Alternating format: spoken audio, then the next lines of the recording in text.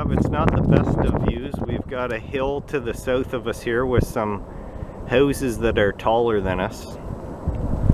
But have no fear. We've installed our super antenna here today. It's our antenna on steroids. So we've put it on a mast. We've mounted it to the chimney here. Got it up a little higher. It's a 3-foot mast. We've calmed it into the brick so it's nice and stable.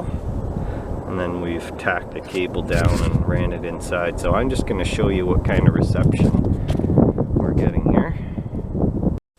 Okay, so I'm just going to run auto program here on the TV.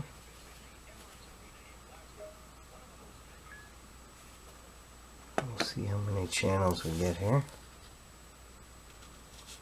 This installation is in Pickering, Ontario. We're around Liverpool and Finch area.